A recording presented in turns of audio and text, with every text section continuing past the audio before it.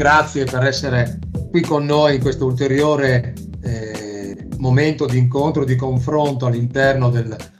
nostro contenitore che abbiamo ideato appunto qualche anno fa, divagando geografia e dintorni,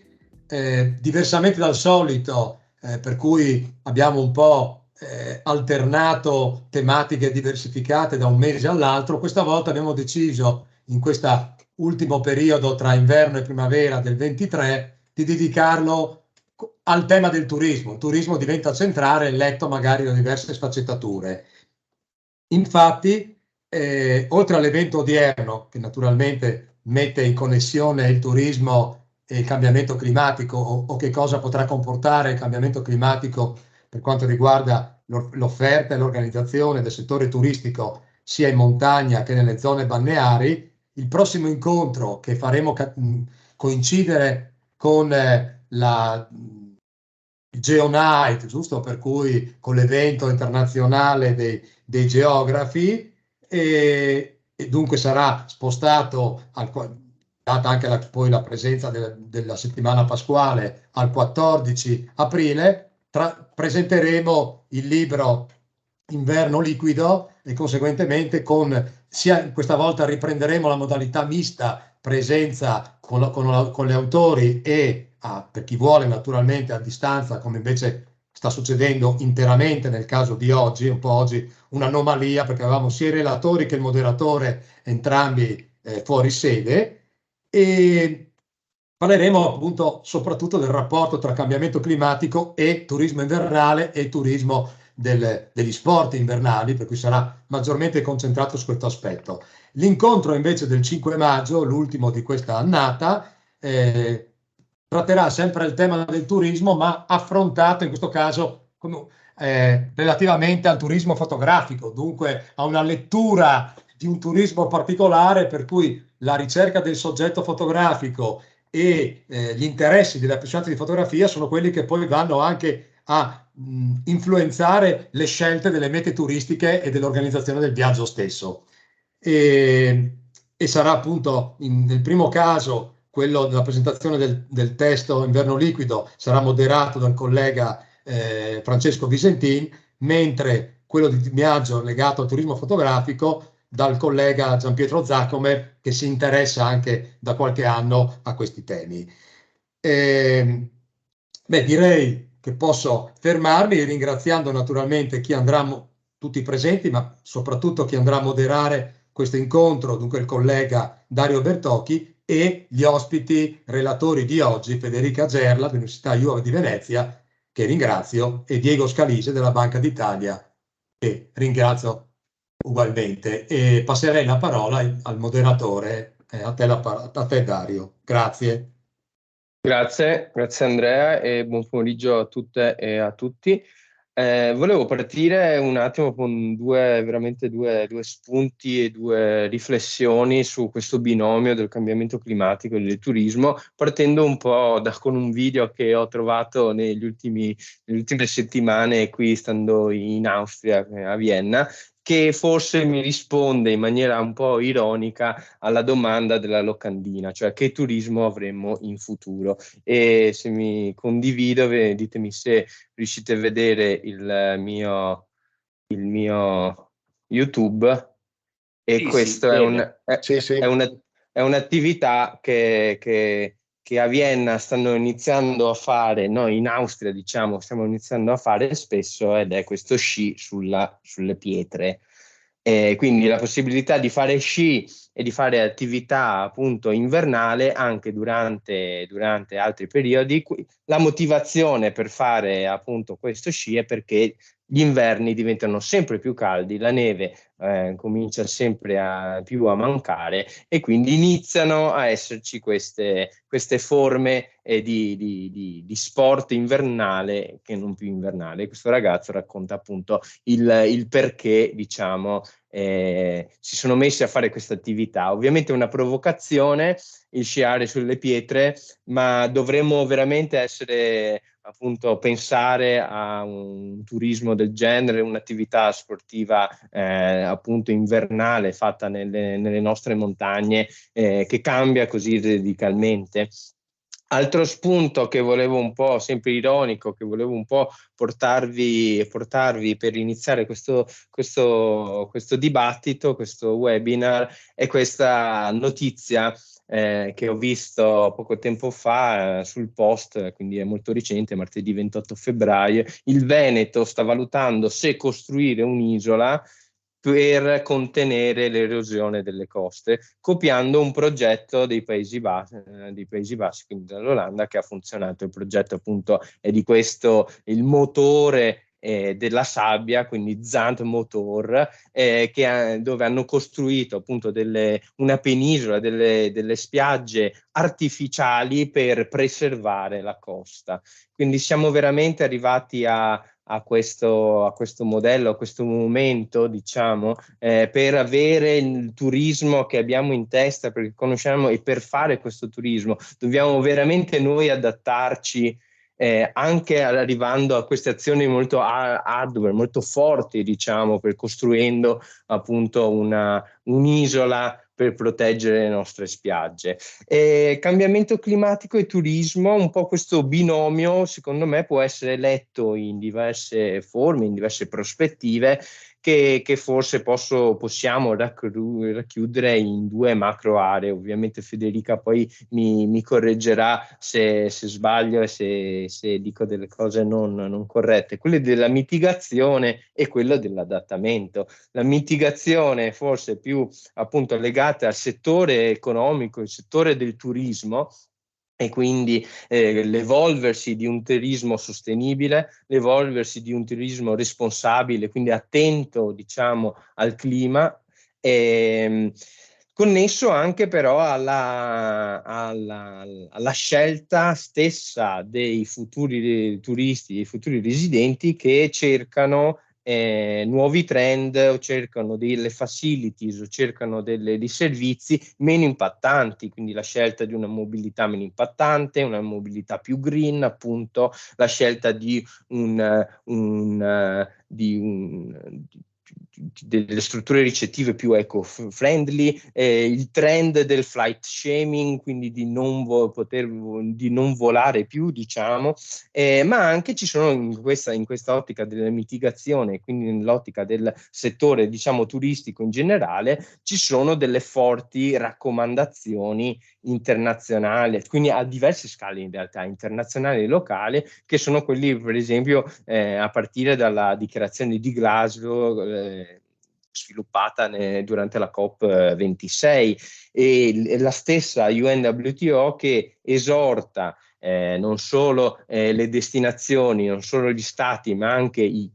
produttori di turismo, quindi chi sviluppa mobilità turistica, chi sviluppa proposte turistiche, di una transizione green dell'economia, appunto, del settore turistico. Altro aspetto, se vogliamo, è quello dell'adattamento, e quindi una prospettiva più legata al territorio e alle destinazioni, territori e destinazioni che vedono un evolversi stagionale, se non quotidiano, delle condizioni atmosferiche, e questo non è solo dovuto al cambio delle temperature, come recentemente abbiamo visto e stiamo vedendo in questo inverno, diciamo, un po' diverso dagli inverni che ci ricordiamo del passato, ma anche per una forte variazione degli eventi naturali, quindi le inondazioni, le tempeste, i cicloni, la mancanza d'acqua e la siccità, diciamo. Forse quest'ultima direzione è quello che cerchiamo di andare a vedere in questo piccolo seminario, analizzando un po' la situazione attuale e quella, diciamo, a breve termine, in pochi anni, appunto, verificando, dimostrando che la questione del cambiamento climatico è oramai tangibile e reale, e le destinazioni turistiche hanno bisogno di strumenti, hanno bisogno di analisi, appunto, per la mitigazione e anche per l'adattamento. Affrontiamo questo aspetto, diciamo, con due interventi, sono diversi, ma all'interno dello stesso contesto, grazie alla presentazione di Federica Gerla, che ringrazio. Lei illustrerà uno dei suoi ultimi lavori di cui è coautrice a titolo L'Abaco per la transizione climatica, primo catalogo per pianificare l'adattamento nell'Alto Adriatico, e poi passando appunto nel territorio dell'Alto Adriatico con un focus sulle destinazioni balneari, per poi passare dal mare alla montagna con il dottor Diego Scalise di Banca d'Italia, della divisione FinTech, che ci illustrerà la situazione attuale e anche quella futura del turismo invernale nell'arco alpino. Non solo però mare e montagna, cioè nel senso forse mare e montagna e quindi destinazioni che hanno che basano il principale asset turistico nell'attrazione grazie cioè dovuta diciamo alle attrazioni naturali, ma anche problematiche che riscontriamo quotidianamente nell'ambiente urbano, e quindi destinazioni urbane e destinazioni culturali, diciamo, che subiscono le conseguenze del cambiamento climatico dovuto per esempio a alte siccità, a ondate di calore, a un cambiamento della stagionalità. Questo l'abbiamo visto, lo vediamo tangibile anche in destinazioni dove per esempio c'è l'overtourism, e vi racconto per ultima battuta, diciamo, quello che ho sentito poco tempo fa, in realtà era poco prima del Covid, passeggiando per Venezia nel mese di novembre, quando a novembre diciamo la stagionalità della destinazione turistica un po' si abbassava e diminuiva, e sentire, oltre alla classica imprecazione veneziana che non sto qui a ripetere, il dialetto "se novembre ande casa", cioè novembre andate a casa, riferito ai turisti, perché storicamente appunto novembre era un mese dove la stagionalità decisamente si abbassava. Forse invece il cambiamento climatico è uno dei fattori che appunto allunga la stagionalità, non solo magari in maniera positiva nelle destinazioni naturali, ma forse anche in maniera un po' più critica e problematica in destinazioni che invece non hanno un momento di pausa di questi flussi turistici. Quindi passerei, se Federica è appunto pronta, la parola a Federica Gerla, che brevemente introduco. È dottoranda in osservazione della Terra presso l'Università Iove di Venezia e l'Università Roma La Sapienza, e sviluppa appunto studia gli impatti provocati dai cambiamenti climatici, ponendo l'attenzione sulla realizzazione di proposte climate proof, e come detto prima appunto ci illustrerà inizialmente l'Abaco per la transizione climatica. Prego Federica. Grazie mille, buon pomeriggio a tutti, grazie per avermi coinvolto in questa esperienza che sembra molto, molto interessante.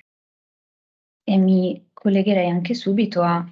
quello che è stato già introdotto un po' da Dario, ovvero come ormai le variazioni climatiche, il cambiamento climatico è un qualcosa che non si può più negare. Ecco, appunto, presento qui due esempi che di solito si fanno vedere anche a lezione agli studenti, che sono geograficamente molto distanti da noi, però queste tipologie di avvenimenti sono ormai comuni in tutti i nostri territori e interessano non solo quelle che sono le attività prettamente caratterizzanti l'ambito e il periodo invernale, ma anche estivo, anche perché sono appunto delle conseguenze che interagiscono fortemente tra di loro. Quindi anche per sottolineare come la crisi climatica ormai non conosce né confini né barriere, ma neanche stagioni, neanche appunto delle tempistiche o dei periodi ben precisi. In particolar modo, andando a focalizzarmi su quello che è il mio settore disciplinare, quindi l'ambito urbanistico e la disciplina della pianificazione, città e clima sono due sistemi fortemente interagenti, poiché la città, che è caratterizzata da alcune attività e funzioni particolari dovute anche al tessuto che un'area urbana può avere, che può cambiare anche da una determinata posizione a un'altra. Per esempio, le aree costiere hanno un assetto territoriale, un tessuto urbano peculiare di quella determinata area, e quindi con le attività tipiche di quella determinata porzione di territorio si concorre a influenzare quelle che sono le dinamiche climatiche con l'emissione di gas climalteranti, inquinamento, tutta una serie quindi di azioni che hanno un trend negativo e che vanno a portare quindi a suo compimento una variazione climatica, definiamo le esternalità negative, che provocano a loro volta delle modifiche nella città, quindi un circolo vizioso che continua imperturbato a compiersi. Quindi gli impatti che noi riusciamo a individuare all'interno di un'area urbana e in questo caso anche all'interno di un'area costiera, quindi sono le principali, quelle che ognuno di noi ha già iniziato anche a percepire, ma da tempo, ecco, quindi le ondate di calore, quindi quando entriamo nel merito di un'area urbana parliamo di isola di calore urbana, che comporta siccità, comporta un rischio di incremento di quelli che sono i fenomeni di incendi, piogge intense e incontrollate, quindi piogge che avvengono in un periodo molto distante da un punto di vista molto di tempistiche, ma con un'intensità, un quantitativo anormale, quindi fuori dall'ordinario, che provoca tutto un problema in quelli che sono i deflussi e l'apparato delle infrastrutture viarie, quindi anche da un punto di vista logistico entriamo nel merito di criticità. Nell'area costiera entriamo anche nel merito di mareggiate e l'aumento di livello del mare, che sono tutti impatti che vanno a toccare tanti aspetti diversi, si declinano in diversi modi, andando a toccare anche, quindi non solo tutto quello che è il comparto della salute e del benessere di chi le aree urbane le vive, non tocca solamente il comparto delle risorse naturali, quindi la fornitura di benefici, quindi servizi ecosistemici, una loro modifica, una modifica degli ecosistemi stessi e del comparto della biodiversità, ma va a toccare anche infrastrutture, va a toccare i servizi e provoca delle conseguenze anche nel settore economico. Il settore turistico non è da meno, appunto abbiamo visto come, sapete forse anche meglio di me, come sia un settore molto delicato, soprattutto quando entra nel merito delle variazioni climatiche. E anche il settore climatico, un po' come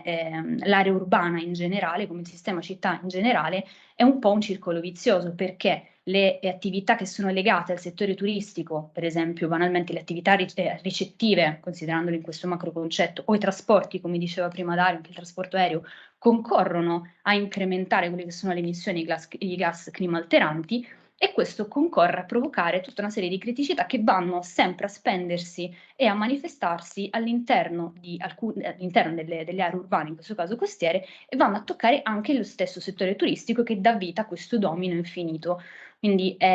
questo è un po' appunto un cane che si morde la coda, che appunto si cerca di riuscire ad analizzare sotto diversi punti di vista. È importante anche la contaminazione dei saperi e delle discipline, e che noi all'interno della disciplina della pianificazione cerchiamo di comprendere, di risolvere, o quantomeno di calmierare tanti di quelli che sono gli impatti. E quindi abbiamo visto quali sono gli impatti presenti all'interno di un'area urbana costiera in questo caso, quali sono le principali conseguenze. Ora ci poniamo quali appunto potrebbero essere le azioni da poter adottare, da poter prendere in considerazione per poter appunto far fronte a una criticità del genere. Dario ha già introdotto questi due macro concetti di mitigazione e di adattamento, e come ha già ben introdotto lui, si tratta di due sistemi che hanno delle scale di azione differente, nel senso che quando parliamo di mitigazione stiamo parlando di una scala molto ampia, quindi internazionale, sono delle strategie, sono delle politiche, si parla di governance, che pone le basi più concrete, che invece devono essere portate avanti dall'adattamento. Quindi l'adattamento è un concetto che ha subito diversi sviluppi nel tempo, che a differenza della mitigazione non ha un significato, non ha assunto un significato univoco, ma che durante i vari anni, soprattutto anche grazie allo studio dei vari report dell'IPCC che sono stati pubblicati, tra cui anche l'ultimo in cui si mette in evidenza come l'adattamento sia efficace quando si parla anche di engagement degli attori che sono presenti in un determinato territorio, ecco, subito diverse modifiche di significato e si è ampliato nel tempo, ma ciò che è importante, che viene portato avanti in maniera anche molto, molto sentita è questa sinergia che ci deve essere, questa cooperazione che ci deve essere tra la mitigazione e l'adattamento. Non può esserci l'uno senza l'altro, altrimenti si va verso una risoluzione inefficace, non si arriva al voler calmierare, cioè non si arriva a una risoluzione effettiva del problema, in questo caso degli impatti climatici all'interno delle aree urbane o delle aree urbane in questo caso costiere. Quindi è importante che ci siano entrambe queste tipologie di azioni che appunto hanno scale diverse, parliamo di top down quando si parla di mitigazione, più bottom up quando parliamo di adattamento, e questa sinergia tra mitigazione e adattamento deve essere anche all'interno in questo caso della disciplina della pianificazione, che può entrare nel merito di alcune problematiche che toccano i diversi settori e che toccano anche il settore turistico. Quindi da questa premessa, ecco, vorrei introdurre questo lavoro che è stato portato avanti insieme a dei miei colleghi, appunto, tra cui il professor Maragno dell'Università IUOP di Venezia, che è l'esito di un lavoro, di una collaborazione tra diversi partner, che ha portato appunto all'esito di questo prodotto che noi abbiamo chiamato Abaco, per ricordare un po' l'Abaco da un punto di vista architettonico, quindi questo catalogo che fa vedere una serie di dispositivi a livello architettonico che possono essere presi in considerazione e utilizzati all'interno di un determinato ambiente piuttosto che un altro.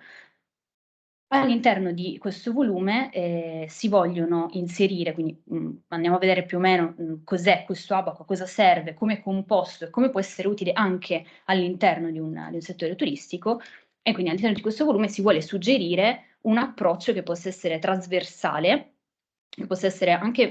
tra virgolette, multidisciplinare, e che vede quelli che sono gli strumenti attuali per l'adattamento climatico subire una sorta di miglioramento, nel senso che attualmente ci sono degli strumenti di piano che hanno una finalità di calmierazione delle emissioni e di adattamento climatico per certi versi, ma sono volontari, quindi sono degli strumenti difficili da far dialogare con quelli che sono invece gli strumenti di gestione del territorio odierni, ordinari, classici, come per esempio un piano a livello comunale piuttosto che un piano a livello provinciale. Quindi si vuole dare una opzione in più per riuscire appunto a creare uno strumento che possa incrementare i processi di governance all'interno di un'area urbana, quindi mi riferisco in questo caso a un'amministrazione comunale, toccando diversi temi, tutto in un'ottica di calmierare gli eventi estremi causati dal cambiamento climatico e dalle variazioni climatiche. Questo può avvenire grazie a una fusione, appunto una condivisione di saperi. In questo caso faccio vedere la nostra area studio, dove appunto iniziamo individuando, grazie al tessuto urbano e le caratteristiche di materiali, di dinamiche che avvengono all'interno di una determinata tipologia di tessuto urbano, quelle che sono le aree più vulnerabili, in questo caso alle ondate di calore. Quindi vediamo questi picchi di rosso dove ci sono le aree dove questo fenomeno è maggiormente presente e maggiormente intenso rispetto ad altre, e questo diventa il nostro primo punto di partenza per riuscire a comprendere quali sono le aree che hanno un maggior grado di resilienza, quali invece sono le aree dove si deve intervenire in maniera prioritaria. Quindi partendo dalla nostra analisi di quella che è l'area studio, con una serie di supporti, in questo caso appunto cartografici, anche l'utilizzo dei dati satellitari che sono stati utili per l'elaborazione della mappa che ho mostrato prima, siamo andati poi a pensare come poter riuscire a creare uno strumento che potesse essere utile a un'amministrazione comunale, quindi a un tecnico comunale, in maniera quanto più ampia possibile, ovvero siamo andati a cercare di semplificare, senza andare però a semplificare troppo, un'area urbana classica, quindi andando a individuare quelle che sono le tipologie di tessuto urbano, considerando l'area urbana come se fosse un transetto, e ovviamente individuando delle misure, riflettendo delle misure che possono essere adottate in alcune aree in particolare, o delle misure di dispositivi che possono andare bene per differenti tipologie e parti di aree urbane, di città. Quindi in questo caso la nostra prima macro categoria è stata quella di dividere le aree costiere dalle urbanizzate, dalle aree naturali e da tutto quello che sono i servizi e le reti infrastrutturali. A loro volta queste aree hanno subito una suddivisione, dove per esempio appunto le aree urbane sono state considerate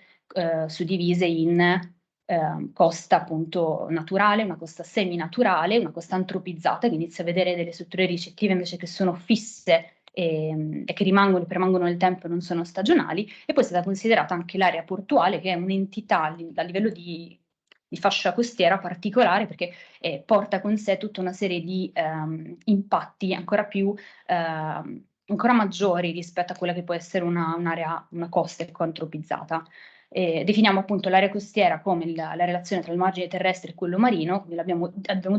pensato di poterla suddividere in questa tipologia per poter far sì che i dispositivi potessero essere meglio divisi tra i differenti settori di costa. Stesso ragionamento è stato portato avanti per quanto riguarda l'area dell'urbanizzato, quindi è stato diviso il centro storico che ha un tessuto urbano molto più disordinato e la parte del residenziale denso e del residenziale invece meno denso, che presenta invece una differente tipologia di tessuto appunto di edificato e di densità degli edifici e il rapporto al verde. Per poi vedere anche il commerciale riferito appunto ai servizi, quindi centri commerciali, impianti sportivi, e poi passando invece al commerciale relativo al turismo, alle piastre industriali e alle infrastrutture viarie e logistiche, per poi finire con invece il settore più caratterizzato dal verde urbano, dalle aree naturali, dalle aree agricole, che hanno un andamento e una performance migliore rispetto alle aree urbane, proprio per le caratteristiche intrinseche di queste aree, ma anche queste sono appunto, delle aree che vengono impattate dalle variazioni climatiche. Quindi dopo aver suddiviso idealmente le aree urbane in questo transetto per riuscire a rendere più omogenea un'analisi di una qualsiasi area urbana, pur sapendo che poi sono necessarie degli studi di dettaglio, perché ogni area, ogni porzione di area urbana ha delle caratteristiche a sé, sono stati suddivisi, sono state proposte delle misure dei dispositivi sotto forma appunto di questo schema che riuscite a vedere in slide. Quindi ogni misura presenta una sua spiegazione di come funziona, di qual è la macrocategoria a cui afferisce, ovvero il settore di intervento, se stiamo parlando di una modifica in quello che è l'arredo urbano, oppure se stiamo pensando a un incremento di quella che è l'azione di comunicazione, di sensibilizzazione, oppure se sono delle azioni di greening o un'azione relativa alla gestione delle acque. Quindi la tipologia macro cui afferisce, una breve descrizione relativa a una misura, se green, quindi più relativa al comparto del verde della vegetazione, se più invece ingegneristica, quindi proprio infrastrutture grigie, blu se si rifanno invece all'ambito della gestione delle acque, oppure se è una policy, stiamo iniziando a parlare di politiche. La tipologia di misura, quindi se fisica, organizzativa, economica, e l'effetto atteso, ovvero se noi con questa misura stiamo andando a ridurre l'impatto che questa misura appunto vuole far fronte, se vogliamo disperdere il fenomeno che abbiamo individuato e se vogliamo incrementare quello che è il grado di protezione e di autoprotezione del cittadino, che non è da meno. Infine individuiamo quello che è l'impatto, perché abbiamo analizzato sia le ondate di calore, quindi l'incremento o il decremento dell'isola di calore urbana all'interno in questo caso di questa città costiera, ma anche il fenomeno dell'allagamento urbano e delle mareggiate, che non è da meno all'interno appunto di questi ambienti. Qui vi faccio brevemente vedere appunto come questo ABOC e queste misure si presentano all'interno di questo lavoro, quindi tutte vengono presentate in questa maniera e poi sono divise secondo diversi criteri, quindi chi prende in mano questo strumento lo può utilizzare a seconda di diversi bisogni, ovvero se il problema che sta osservando all'interno di un'area urbana è tipico della fascia costiera, è presente all'interno dell'abaco una sezione dove sono descritte tutte le misure che possono far fronte, che possono essere idonee a livello costiero, a livello della fascia costiera. Idem per quanto riguarda l'area dell'urbanizzato, i servizi, le aree verdi, quindi quelle 4 macro categorie che ho presentato prima. Allo stesso tempo sono anche presenti invece delle altre tipologie, degli altri criteri di organizzazione, ovvero se noi, o quantomeno se il tecnico o chi ha bisogno di trovare appunto un dispositivo all'interno di questo strumento per un determinato impatto, indipendentemente dal transetto urbano che abbiamo appunto individuato, esiste anche quest'altra parte, tutto organizzato in quello che vedete qui in basso a sinistra, sono delle tavole sinottiche in cui a seconda dei criteri si possono andare a individuare le misure e poi andare giustamente a leggerne le caratteristiche. Ovviamente queste misure non sono concluse, questo è il lavoro che noi abbiamo appunto portato a termine al termine appunto di un progetto e di una collaborazione. È importante sottolineare come gli eventi estremi siano tanto dinamici, tanto repentini, da cambiare la loro intensità, ma anche la loro ubicazione. Quindi nel momento in cui parliamo di misure di adattamento, bisogna fare i conti con il continuare ad analizzare, a portare avanti analisi, a portare avanti realizzazione di quadri conoscitivi, realizzazione di incremento e anche di produzione di dati nuovi. Cioè dobbiamo essere quanto più dinamici e più diagnostici possibile nel momento in cui parliamo di gestione e pianificazione in un'ottica di adattamento, in un'ottica climate proof. Quindi queste misure sono destinate a essere incrementate, a essere modificate, ad aggiungersene, anche perché più andiamo avanti, più vediamo che degli impatti iniziano a sorgere anche in aree in cui prima non erano presenti, non erano caratteristici. Quindi è bene sottolineare come appunto la disciplina della pianificazione deve essere quanto più essere dinamica, ecco, e veloce nel momento in cui appunto si parla di analisi di determinati territori fragili, come per esempio le aree costiere, che vedono impatti sia da parte dell'entroterra che da parte della fascia del mare. Quindi incrementiamo anche la parte relativa alla pianificazione dello spazio marittimo. Quindi, tirando le somme per quanto riguarda la parte dell'Abaco, è importante, quindi emerge come la gestione di queste problematiche deve essere quanto più cooperativa e collaborativa, sia a livello di scala che a livello di competenze, che a livello di organi che entrano nel merito di queste dinamiche. Quindi si sta parlando di un approccio che deve essere integrato, deve essere trasversale, deve toccare sia i piani, appunto in questo caso di amministrazione comunale, ma si inizia anche a vedere dei piani a livello provinciale, quindi sono dei piani dettati da legge, non sono più dei piani volontari che iniziano a parlare di cambiamento climatico e dispositivi di adattamento che possono essere inseriti e adottati in determinate tipologie territoriali rispetto che appunto ad altre. In tutto ciò, cosa può e cosa entra, cosa può essere utile questo lavoro, come può essere utile questo lavoro all'interno del settore del turismo, far capire come le strategie di adattamento, le strategie di diversificazione entrano nel merito anche dell'ambito del turismo, ovvero questa tipologia di abaco, che non è l'unico strumento che può essere portato avanti può essere sviluppato per una finalità del genere, ma esistono anche tante linee guida, tanti toolkit, tanti strumenti quanto più interattivi che entrano anche nel merito dell'engagement con gli attori territoriali che sono presenti all'interno di una determinata area costiera. Sono molto importanti perché permettono di iniziare a porre le basi di quelle che sono appunto queste misure di adattamento e quindi di dispositivi di gestione e pianificazione del territorio. Quindi la parte fisica, tra virgolette, del territorio deve essere adattata e messa, tra virgolette, in sicurezza. A questo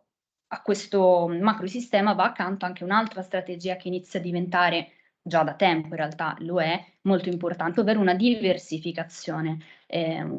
Quando ci siamo sentiti un po' di giorni fa con Dario parlavamo appunto del se non ci dovesse essere più questa tipologia di turismo, ovvero il turismo balneare, queste aree sarebbero comunque interessanti, potrebbero avere del potenziale, sempre da un punto di vista di turismo. Ecco che deve insinuarsi all'interno anche delle amministrazioni questo concetto di diversificazione, sia da un punto di vista di ubicazione che da un punto di vista temporale, anche perché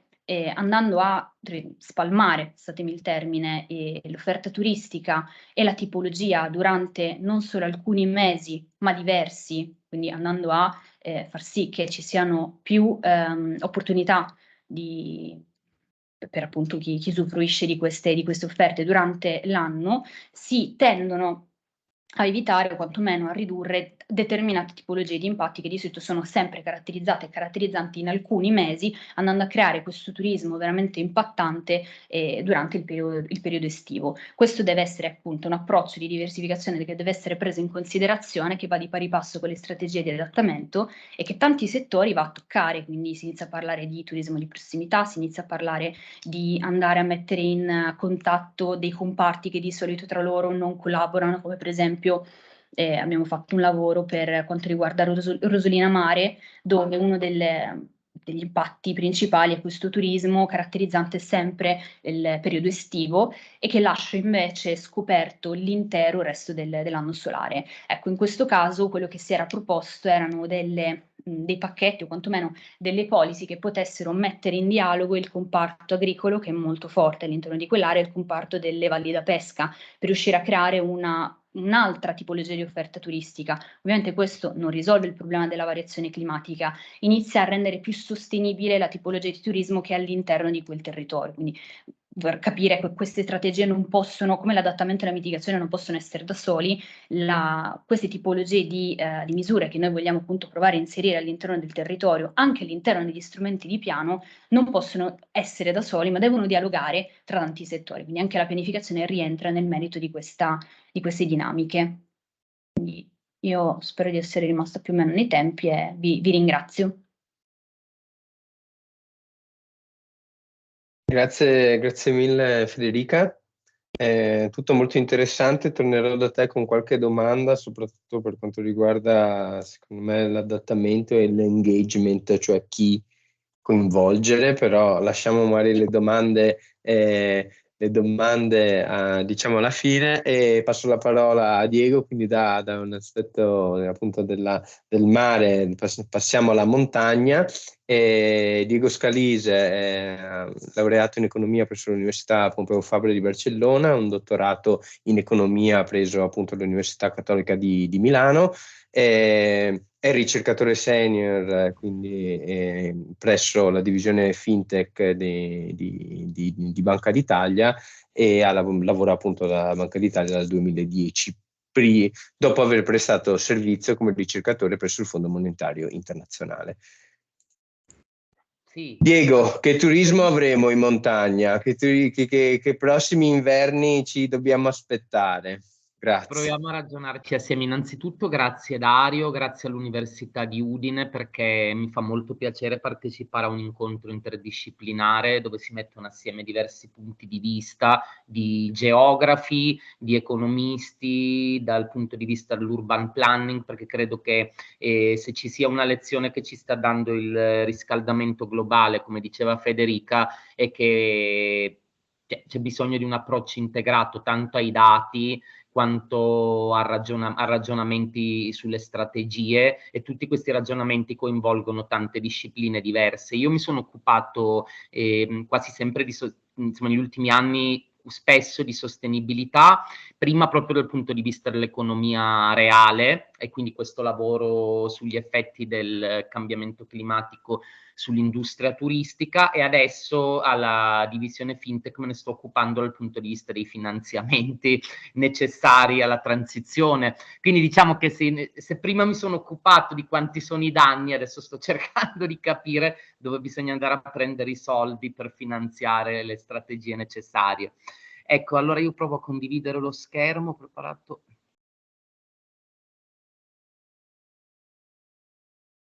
Allora,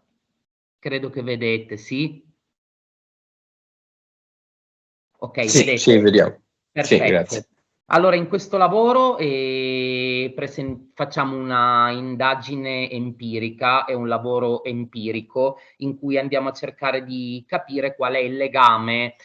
tra turismo invernale e precipitazioni nevose, quindi un fattore climatico molto importante. Perché il turismo montano? Sembra una domanda banale, ma nel mondo degli probabilmente per i geografi è più chiaro. Nel mondo degli economisti diciamo che il primo step è stato far capire perché il turismo montano è importante perché è uno dei 3 pilastri dell'industria turistica italiana, e alcuni numeri: rappresenta il 13% del totale dei pernottamenti in Italia, il 6% della spesa dei turisti stranieri, e più o meno sono 2 miliardi di euro all'anno solo per le vacanze invernali. E ora, se gli ammontari magari non possono sembrare non altissimi, tutto questo viene contestualizzato in maniera più precisa se si considera che questa spesa, questi pernottamenti, questi flussi economici sono fortemente concentrati in alcune aree del paese, e queste aree del paese nelle quali sono concentrati questi flussi dipendono moltissimo da questi flussi. cioè è concentrata in alcuni posti che sono molto specializzati in questo tipo di turismo, quindi il danno tanto dal punto di vista economico in termini proprio di prodotto quanto in termini sociali e se prima si parlava di desertificazione fisica, qui si parlerebbe di desertificazione anche economica, proprio dell'abbandono di interi settori in comunità anche montane che da tali settori traggono proprio non solo flussi economici, ma anche proprio il benessere sociale, la possibilità in molti casi, insomma, di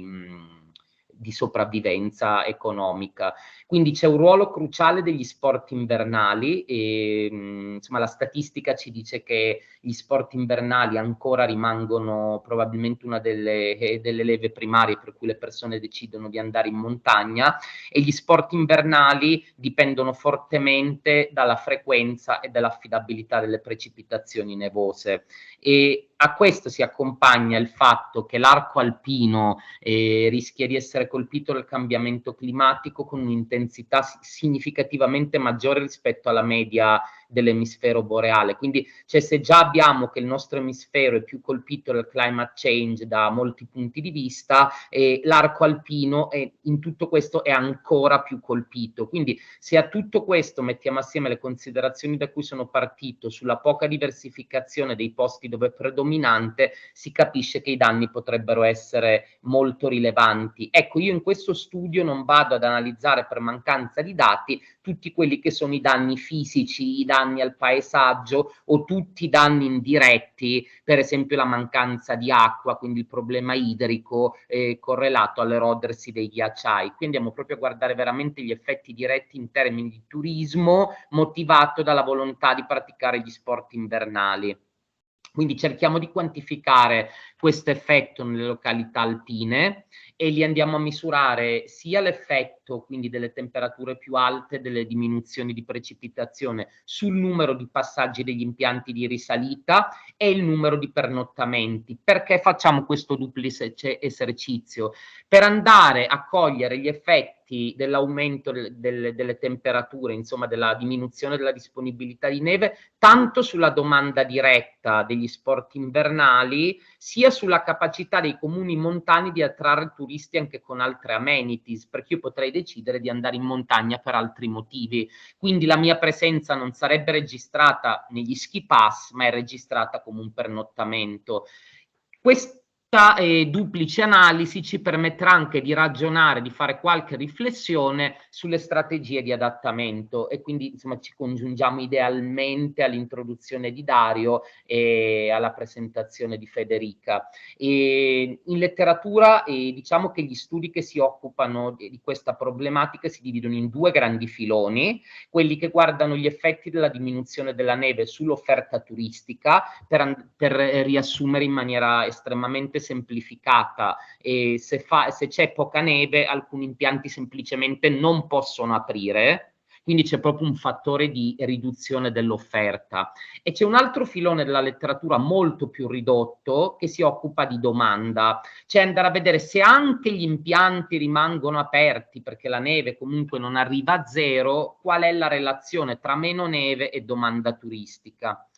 E per tornare a un punto che si era discusso con Dario, ecco, noi facciamo un'analisi basata sui dati passati, non su delle proiezioni, quindi non andiamo a vedere quello che potrebbe succedere, andiamo a vedere quello che è successo dal 2001 al 2019. Questo impone un caveat, tra l'altro, nell'interpretazione dei risultati, perché se le cose dovessero andare peggio, come sta apparendo sempre più probabile nei prossimi anni, e noi il rischio è di sottostimare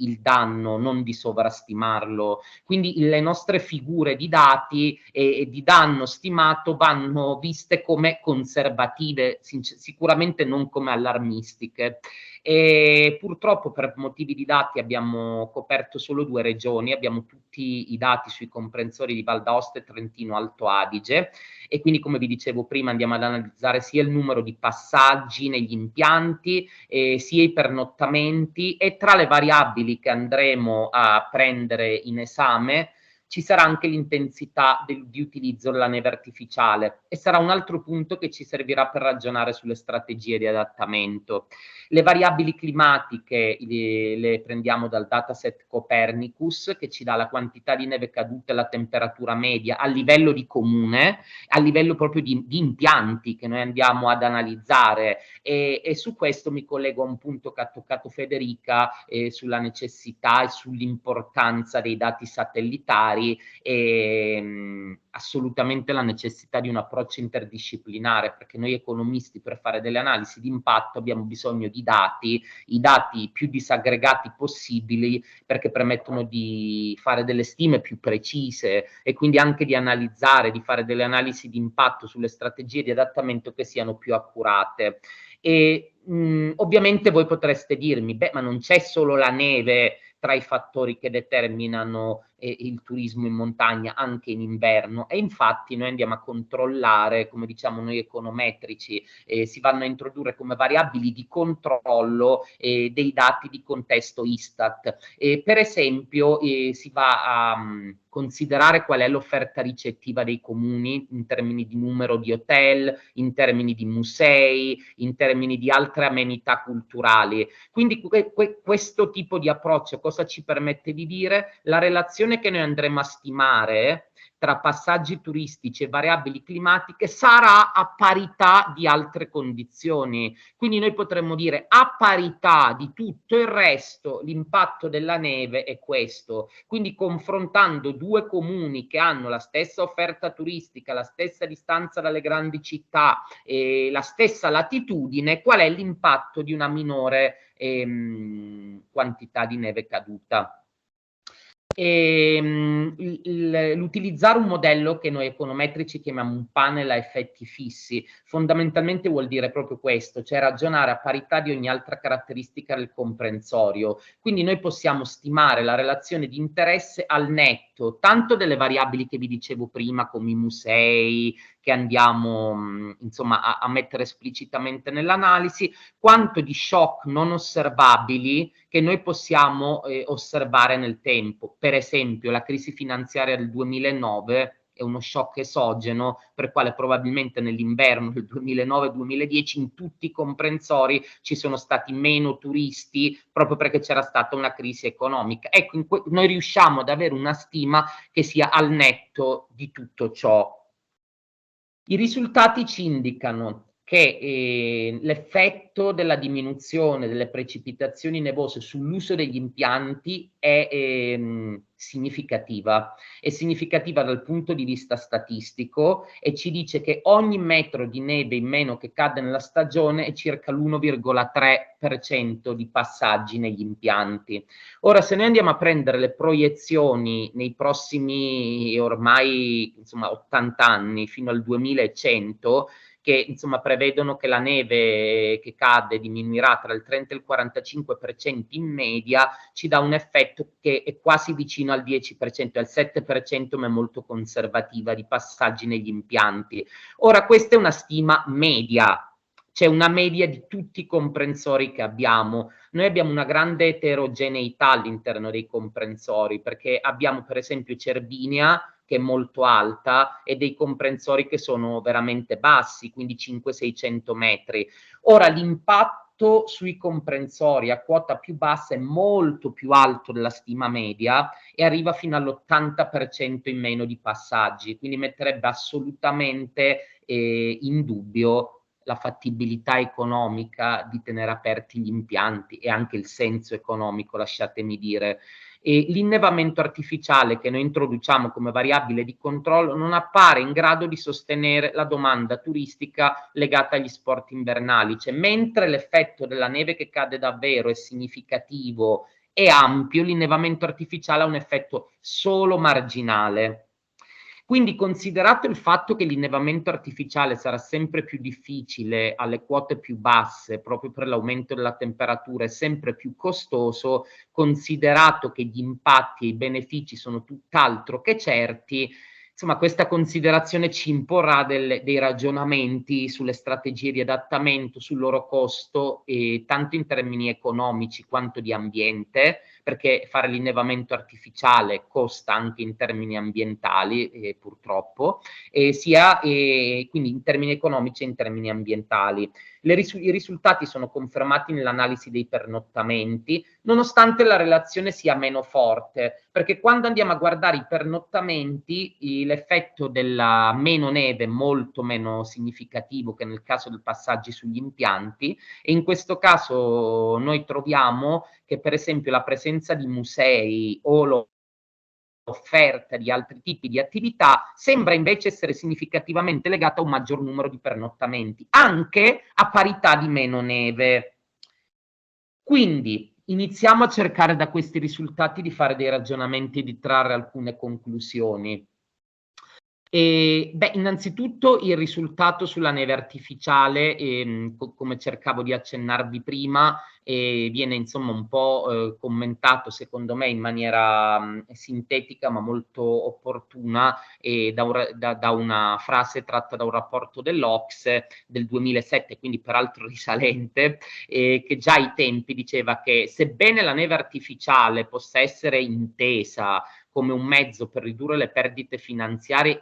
diciamo occasionalmente in inverni sfortunati, non è pensabile immaginarla come una strategia di lungo termine per sostenere i flussi di turismo in inverni sistematicamente più caldi. Ora i nostri risultati supportano questa view da due punti di vista. Uno, la neve artificiale non sembra essere così efficace nel sostituire la neve vera, la neve naturale. In secondo luogo, produrre neve artificiale, come vi dicevo, costa di più a tutte le quote perché fa più caldo a tutte le quote, ma costa ancora di più alle quote più basse, e noi abbiamo mostrato che proprio alle quote più basse i flussi rischiano di diminuire quasi totalmente, fino al 90%, 80-90%. Quindi si impone un serio ragionamento sulla sostenibilità economica, ambientale, sulla ragionevolezza del mettere in atto delle strategie basate interamente sull'innevamento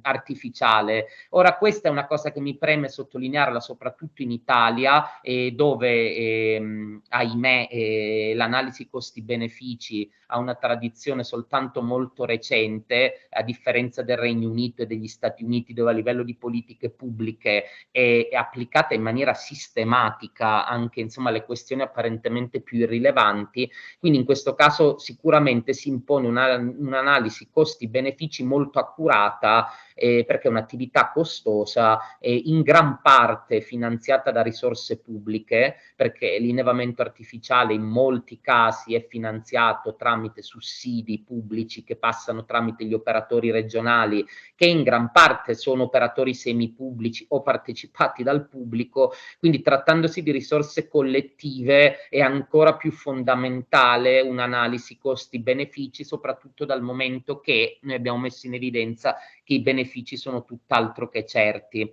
E un secondo punto interessante, e si collega direi in maniera quasi naturale ai ragionamenti che faceva Federica, è la necessità di pensare a una diversificazione dell'offerta ricettiva. Ora, se l'innevamento artificiale, i dati ci dicono essere veramente dubbio come strategia sistematica di lungo periodo, la diversificazione viene supportata tanto dal nostro risultato sui pernottamenti, che ci dice che un'offerta turistica più diversificata, dove non si trova solo l'impianto sciistico, ma si può trovare un museo, si può trovare un winter trail running, proprio le corse in montagna d'inverno che stanno iniziando a diffondersi proprio come strategia di adattamento basata sulla diversificazione. E infatti quando guardavo il video introduttivo che ha proiettato Dario sullo sciare e sui sassi, insomma possono essere degli scenari lungi dall'essere immaginari, e la diversificazione in alcuni casi è più complicata e c'è bisogno di una capacità di immaginazione, una capacità di reinventare quella che può essere l'offerta turistica anche d'inverno. E un terzo punto che mi viene sempre suggerito tanto dai risultati quanto dai ragionamenti fatti da Federica sul turismo estivo, è che alcuni iniziano a dire mountains can be the winner during the summer, cioè ci potrebbe essere un effetto di sostituzione nel corso dell'intero anno. A livello aneddotico, noi nelle regioni del nord l'abbiamo osservato sui flussi di turismo, che per esempio alcune persone che prima non frequentavano la montagna d'estate hanno iniziato a scoprirla fondamentalmente per scappare dal clima torrido delle città e dei luoghi estivi. E quindi potrebbe esserci un effetto di sostituzione per cui la montagna potrebbe diventare una zona appetibile durante l'estate, ma l'evidenza empirica su questo effetto di sostituzione è ancora molto limitata e non è assolutamente univoca, anche perché io all'inizio vi ho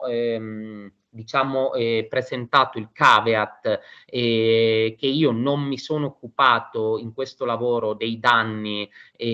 all'ambiente inteso come paesaggio e ai possibili danni all'ecosistema montano in termini di smottamenti, in termini di danni indotti all'equilibrio idrogeologico dovuto al venir meno dei ghiacciai, per cui il riscaldamento globale potrebbe danneggiare anche, diciamo, il paesaggio estivo montano e la praticabilità estiva anche di alcune zone, come vi dicevo, per esempio per il trail running o le corse in montagna, proprio per i rischi di smottamento dovuti all'andamento completamente folle delle precipitazioni, per cui gli smottamenti, come sappiamo tutti, gli smottamenti, i problemi di equilibrio del panorama sono sempre più reali e più materiali. E con questo spero di essere stato nei tempi, vi ringrazio moltissimo dell'attenzione e questo è il mio indirizzo email, se qualcuno di voi avesse curiosità, interesse su quello che facciamo in Banca d'Italia per quanto riguarda il cambiamento climatico, io sono più che a disposizione sia per rispondere che alle domande che per collaborazioni, perché siamo sempre più convinti che su una tematica di questo tipo sia necessario assolutamente il contributo di tante professioni, tante sensibilità diverse, anche sia in termini di dati che in termini di ragionamenti di politica economica. Quindi ovviamente l'economia da sola non ce la può fare, la finanza tanto meno, quindi c'è bisogno di geografia, di urban planning, di persone che conoscono i dati, che li fanno, che se ne occupano, che li fanno circolare, e quindi vi ringrazio moltissimo e vi ringrazio dell'attenzione. Grazie a te, Diego, della presentazione di questi spunti. Io avevo visto una domanda, non so, Zaccomer mi sembrava aver alzato la mano. Sì, ecco. Poi c'è Matteo e poi ce ne ho un po' io, però intanto lascio la parola ai colleghi e ai partecipanti. No, volevo dire, a parte che sono molto d'accordo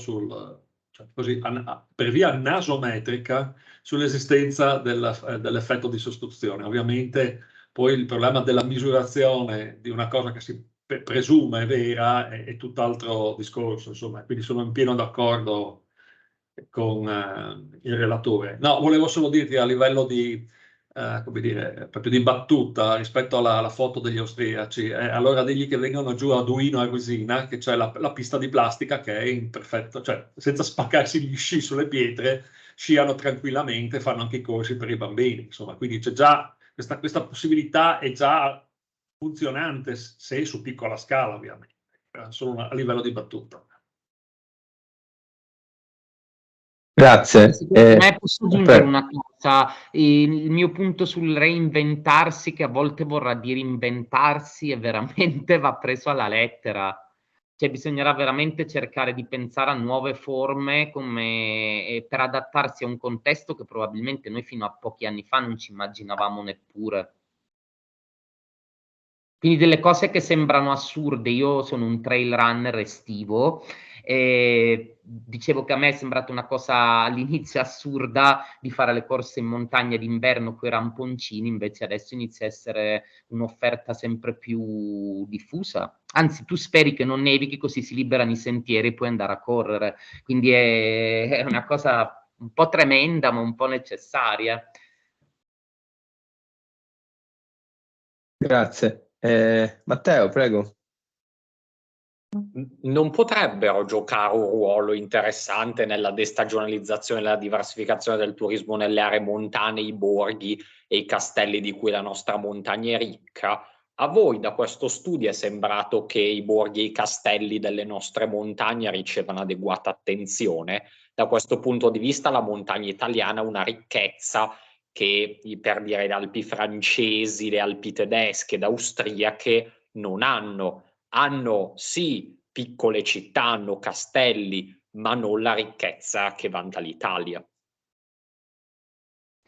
Hanno un ruolo, sì, e noi lo troviamo. Io non vi ho fatto vedere tutte le variabili per non tediarvi, ma nel paper ci sono. Poi Matteo, se vuoi mi scrivi, io poi ti posso dare anche, insomma, delle descrizioni, perché noi abbiamo fatto del lavoro in più che ovviamente non ho mostrato. Sì, l'Italia ha questo vantaggio competitivo che non è solo sui castelli, ma per esempio sull'enogastronomico, che insomma tanti altri posti all'estero non hanno. Hanno un ruolo nel sostenere i pernottamenti e secondo me sono una chiave per pensare alla diversificazione, opinione mia, ricevono poca attenzione, certo. E secondo me uno dei modi di reinventare il turismo invernale sarà quello di dare attenzione ad alcuni aspetti che prima erano considerati secondari, perché l'unico motivo per cui si pensava di poter andare in montagna era per sciare, e invece ci si perdeva molto dell'offerta che secondo me i borghi di montagna italiani possono dare. E questo tra l'altro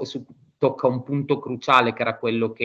da cui sono partito, che non si rischia solo una disertificazione economica, ma anche culturale, perché se non si diversifica e si lascia andare, nessuno va più in montagna perché non c'è da sciare dove non c'è neve, probabilmente questi posti verranno anche completamente dimenticati. Quindi secondo me è proprio importante a livello di politica economica dire, ripetere che non c'è solo lo sci e che anzi ci sono altre strategie per compensare in parte il danno del riscaldamento globale. Tra l'altro sono strategie molto sostenibili dal punto di vista olistico, cioè fare neve artificiale, lo sapete tutti probabilmente meglio di me, costa energia, produce inquinamento e non si sa neanche se lo si potrà fare. Probabilmente rendere l'offerta del castello di Chambab in Val d'Aosta più insomma, meglio orientato ai turisti non inquina, probabilmente sostiene anche l'occupazione locale di laureati in discipline umanistiche, quindi sarebbe un win-win da tutti i punti di vista. Senza dubbio, senza dubbio. Il punto è che tante volte è vero che castelli e borghi vengono a essere fuori dalle principali vie, sia stradali che ferroviarie. Quello purtroppo... Quello è parte del problema. Cioè, invece di mettere i cannoni sparaneve, bisogna far sì che le località siano ben collegate, ci siano le navette siano green, le navette ti portino nei posti che è carino visitare. E da questo punto di vista io ho fatto vari case studies e insomma c'è una grande eterogeneità nella risposta. Per esempio in Trentino, insomma, da quello che mi è parso di capire, diversi comprensori si sono attrezzati in maniera molto più proattiva rispetto alla Val d'Aosta, probabilmente perché la Val d'Aosta, godendo di un'altitudine media più elevata, diciamo dorme un po' sugli allori, ha avuto meno probabilmente una percezione materiale della diminuzione che potrà arrivare in termini di neve, però assolutamente sì. Cioè, sono tutti fattori fondamentali. Per esempio noi abbiamo messo come variabile di controllo la distanza dai grandi centri urbani, perché io parlo, per esempio, la Val d'Aosta ha avuto uno shock positivo in termini di turismo da quando hanno fatto l'autostrada da Milano, che arriva per esempio direttamente a Courmayeur. Tu in un'ora e 45, 2 ore, sei tutto autostrada da casello, no? Devi fare 2 ore di superstrada, cambia tutto, no? l'attrattività, a parità di tutto il resto ovviamente. Sì, me ne rendo conto, è chiaro. Basta. Andrea, volevi dire qualcosa? Sì. Intanto grazie per la qualità delle comunicazioni e per la ricchezza degli stimoli in entrambi i contributi. Ma la mia vuole essere una brevissima riflessione, un po' provocatoria forse. Parlando di adattamenti, di capacità di adattamenti da un lato, interessante poi capire i nostri adattamenti che possono essere effettivamente interventi anche materiali di adattamento, ma adattamento che poi ha a che vedere con la comunicazione e dunque con la responsabilizzazione delle persone. Però mi viene da dire, non è che immaginando di avere le capacità di investire sugli adattamenti, di riuscire sempre a trovare possibili soluzioni, che sia l'isola che deve proteggere, come abbiamo visto prima, la costa, rischiamo di ardire, di poter pensare che siamo sempre in grado di risolvere, per cui non ci poniamo il problema di come mai siamo arrivati a questo punto e come mai rischiamo di peggiorare, cioè di non pensare tanto alle cause perché siamo in grado un po' di poter porre dei rimedi. È sempre il discorso che pensiamo che con la tecnologia di risolvere tutti i problemi, quando invece c'è bisogno anche di una forma di consapevolezza molto forte, che ogni tanto rischiamo invece di lasciare ad altri o di passare poi in eredità alle future generazioni danni o situazioni ancora più gravi di quelle che siamo ad affrontare noi. E analogamente, parlando di innevamento artificiale, di innevamento artificiale, mi viene da dire... Stai demolendo l'ipotesi di base degli economisti ortodossi in questa domanda. Momentino, parlando sempre di innevamento artificiale, mi viene da dire invece che non vogliamo però arrenderci, e anche la fotografia di questa locandina dell'evento di oggi nella dimostrazione, per cui la regione come la nostra, che investe tantissimo e continua a investire per gli sport invernali, e la maggior parte dei finanziamenti vanno lì per cannoni a ripetizione che spesso non vengono neanche utilizzati perché le condizioni climatiche non lo permettono, con tutti i problemi di cui appunto Diego Scalise presentava, per cui anche lì, in senso provocatorio, ahimè, rischiamo di non volerci mai arrendere e dunque di non trovare delle alternative veramente valide e spendibili poi sul periodo medio-lungo e non solo per risolvere i problemi immediati, che ahimè ci sono, che sono i problemi anche di sopravvivenza, di strutture ricettive, eccetera, di persone che pensano che senza l'innevamento artificiale e dunque gli sport invernali, ovviamente si chiude un settore con tutte le conseguenze relative. Grazie. Io condivido la provocazione assolutamente perché mi viene in mente un termine che ho letto di recente usato da un filosofo che ha parlato di antropocene come nuova epoca. C'è questa specie di illusione prometeica per cui noi possiamo immaginare di poter fare insomma un reshape di condizioni che, come diceva lei, sono in alcuni casi insomma, l'uomo non può combatterle perché ormai ha messo in moto dei processi talmente irreversibili che l'adattamento diventa quasi qualcosa di fantascientifico. Quindi sono assolutamente d'accordo. Infatti, secondo me, l'interdisciplinarietà dell'approccio è cruciale. Proprio anche prima si parlava di economia ortodossa, no? L'economia ortodossa non dà risposte molto convincenti in molti casi ai problemi sollevati dal cambiamento climatico. Se pensate che i primi modelli con cui si insegna l'economia, insomma, ai ragazzi, che insomma la condizione esterna, l'ambiente, il mondo, viene preso come un dato, non come una variabile dei modelli. E invece adesso diciamo che l'evidenza del mondo esterno ci ha fatto fare i conti col fatto che non è vero, cioè l'ambiente è una delle variabili che noi impattiamo e che a sua volta impatta su di noi. Quindi tutti i ragionamenti che prendono l'ambiente come un modello, come qualcosa di esterno all'analisi, dal mio punto di vista sono completamente inutili, perché non ti permettono di capire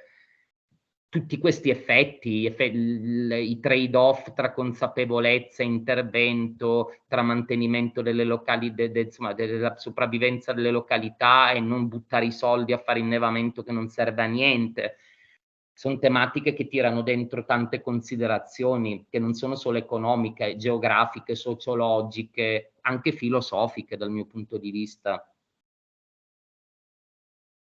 Grazie. Io volevo anch'io cogliere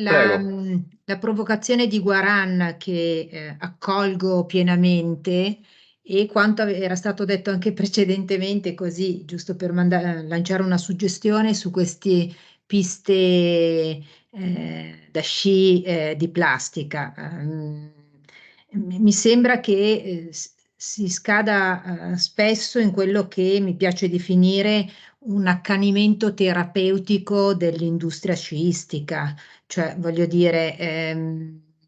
diciamo, il modello per esempio della pista da sci in plastica è già stato qualche anno addietro previsto e attuato per esempio sul Caucaso attraverso un'industria, l'appalto fu preso mi pare da un'azienda italiana bergamasca, Neverplast, che aveva creato questo primo prototipo di pista da sci su un telo di plastica. Ecco, certo, sono soluzioni che io non condivido, che possono appunto andare oltre il tema dello scarso innevamento, però mi sembrano tutte forme proprio di accanimento terapeutico dell'industria sciistica. Accanimenti che non tengono conto di altri temi complessi di cui si sente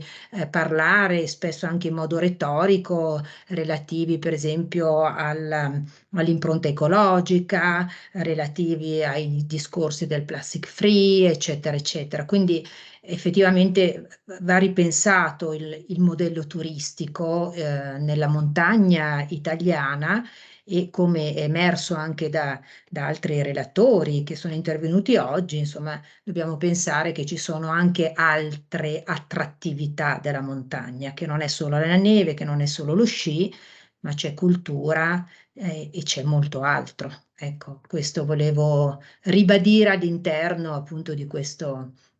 dibattito molto proficuo che si è elevato dopo la relazione appunto di oggi. Grazie Monica, io mi sono segnato un coletto, Walter, se volevi, e poi Zanchetta e poi torniamo da Matteo.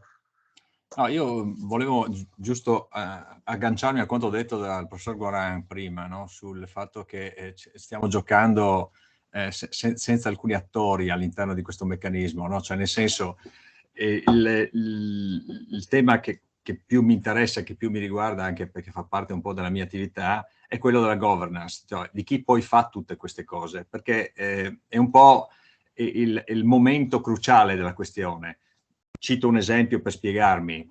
Non più tardi di qualche settimana fa un nostro esponente politico in Consiglio regionale, non dico che ha fatto un discorso negazionista, ma poco ci mancava, insomma, ecco, bastava solo metterci i sottotitoli e la cosa funzionava benissimo. Quindi il problema che mi pongo io è questo: ok,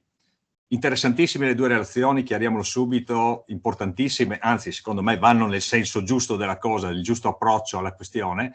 però poi abbiamo in qualche modo la consapevolezza o la certezza di con chi abbiamo a che fare. Cioè, perché chi sono i nostri interlocutori? Perché noi ragioniamo di queste cose e mi va benissimo, siamo a scala universitaria, stiamo ragionando a un bel livello e mi va benissimo, però poi dopo sono quelli che attuano quelle cose, quelli che poi dopo dicono a me di fare determinate cose. Per cui forse io credo che non so come fare, per cui ammetto la mia ignoranza e anche la mia impotenza in un certo senso, però è importante secondo me anche riuscire a fare quello scatto di qualità e per far ragionare queste persone, per fargli capire che certi meccanismi, certe cose sono ormai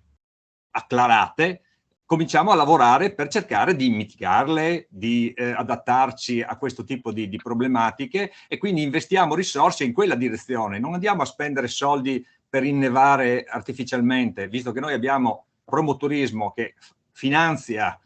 anzi è proprietaria di fatto di tutti i nostri, parlo del Friuli ovviamente, se adesso non... tutti i nostri impianti sciistici, stiamo investendo quantità di denaro non indifferente che potrebbero essere utilizzati invece per fare altre cose molto più importanti. Ecco, io questo gap onestamente, vi dico la verità, non riesco a capire come innescarlo. È più un dubbio, diciamo, che un contributo il mio. Mi trovo completamente. Io insomma le dico che io questa difficoltà la vivo, perché noi spesso ci confrontiamo con le amministrazioni locali con scopo anche di consulenza, no, economica, che rientra tra i nostri compiti, e quindi le dico che assolutamente sono consapevole del livello di non consapevolezza che domina spesso, e purtroppo in questo è un approccio abbastanza strutturalista. Ci sono anche degli interessi economici e delle lobby che a livello locale sono sedimentate, molto potenti, proprio per i discorsi che stavamo dicendo prima, sono dei flussi economici molto concentrati sul territorio e, come diceva anche lei, molto spesso soldi pubblici su cui non si fa analisi costi-benefici, in un contesto in alcuni casi simile al contesto tribale, in cui non sono abituati, no, a calcolare che un euro che io spendo ha un costo opportunità, perché se non lo spendo per l'innevamento artificiale probabilmente lo posso spendere per fare la sanità migliore. È solo una provocazione, oppure, come diceva prima Matteo, per fare la strada per arrivare al castello, che è molto più utile, no? E questo discorso diventa molto cruciale di aumentare la consapevolezza, soprattutto alla luce del fatto che adesso arriveranno molti soldi da spendere, che sono quelli del PNRR, e quindi, come potete immaginare, c'è tanta richiesta di spendere quei soldi per l'innevamento artificiale in alcuni contesti. Quindi diciamo che quello su cui noi stiamo lavorando è cercare di far capire che possono esserci delle idee, almeno da prendere in considerazione, da mettere in alternativa. Per quanto riguarda la non consapevolezza, vi do solo un dato che aiuta tutti, secondo me, a riflettere, e noi abbiamo fatto un sondaggio presso le imprese per avere in Lombardia, in collaborazione con Asso Lombarda, proprio un progetto di Banca d'Italia, dove abbiamo fatto delle domande agli imprenditori sulla loro conoscenza e consapevolezza del tema del cambiamento climatico, ma proprio a livello di informazioni veramente base. Io ve lo assicuro, cos'è un'emissione inquinante? Voi rimarreste sorpresi dal vedere i risultati dell'indagine. Per esempio, delle imprese lombarde che rappresentano la punta di diamante, insomma, almeno nella vulgata comune, sono considerate tra le imprese, insomma, per l'innovazione, tra le più virtuose che ci sono in Italia. In Lombardia sì e no, il 6% delle imprese sa cos'è un'emissione inquinante e il 3% sa come misurarle. È un dato veramente inquietante, perché quando si parla 2030, net zero, quello che volete, cioè, ragazzi, noi abbiamo la maggior parte delle piccole e medie imprese non ha la benché minima idea di cosa sia un'emissione inquinante, quanti tipi di emissioni ci sono, perché si guarda le emissioni di CO2, cioè c'è veramente una mancanza di consapevolezza. Sono assolutamente d'accordo, c'è una mancanza di conoscenze. Per questo che io sono partito all'inizio da una premessa che poteva sembrare un po' retorica, ma non lo era, sulla necessità di essere interdisciplinari, perché qui invece di fare dei grandi ragionamenti di economia bisogna partire dai dati che non ci sono, non sono diffusi, non sono affidabili, dalla consapevolezza, dalla capacità degli operatori economici di misurare la propria impronta. E io adesso mi occupo di climate fintech, quindi vi dicevo prima di ma del lato di trovare i soldi dai privati per... Ecco, adesso c'è un genere di applicazioni che si dovrà diffondere, ci auguriamo, è quello del carbon accounting, cioè delle applicazioni che in maniera automatica permettono al cittadino, all'impresa di misurare l'impronta inquinante. Questo, ci sono degli studi che dimostrano che già il fatto di sapere ha un impatto sui comportamenti. C'è tutta una letteratura sul nudging insomma, in economia, la cosiddetta spinta gentile, dove insomma per esempio a volte mettere la frutta vicino a dove è più facile prenderla, invoglia le persone a consumarla di più, come insomma non avere il pacchetto di sigarette in casa aiuta a smettere di fumare, insomma ci sono meccanismi psicologici per cui già avere il dato, già avere l'informazione è un pezzo assolutamente non secondario.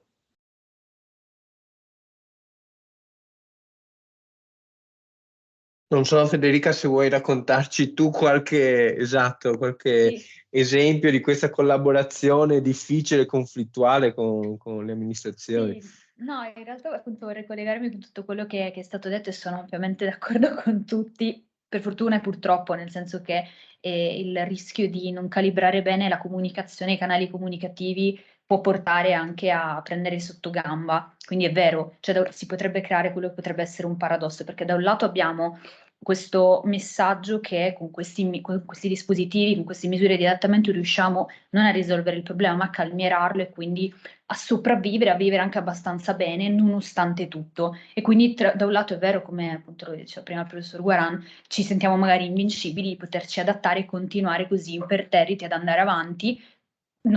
pur non sapendo, comunque non considerando tutte le esternalità e gli impatti che continuiamo a portare avanti e a aggiungere sul tavolo. Allo stesso tempo il bombardamento mediatico opposto, come per esempio il report dell'IPCC, quando viene interpretato in maniera sempre esclusivamente negativa, che stiamo sempre andando verso una visione e un tracollo ormai impensabile da poter risolvere, anche quello un po' anestetizza la comunità, anestetizza le persone, perché il continuo sentire questa tragedia, tra virgolette, ci fa anche un po' perdere la voglia di riuscire a pensare a qualcosa per poter far fronte. Quindi da un lato ci possiamo sentire invincibili e insensibili a tutto, dall'altro invece ci può essere il problema totalmente opposto del ormai è troppo tardi, cosa facciamo fare, cosa possiamo fare di meglio. Quindi è proprio, bisogna, a mio avviso, stare un po' nel mezzo,